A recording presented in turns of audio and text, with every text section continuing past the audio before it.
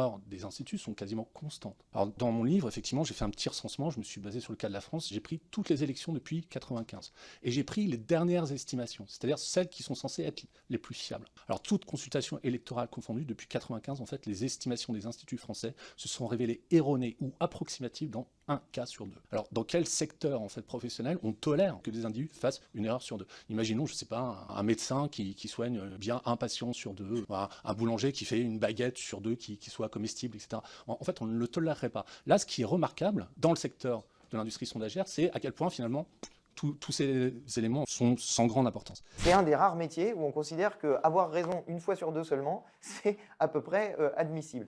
Et c'est vrai que ça pose question, parce que une fois sur deux, c'est quand on arrive dans les sondages qui sont très très rapprochés de l'élection.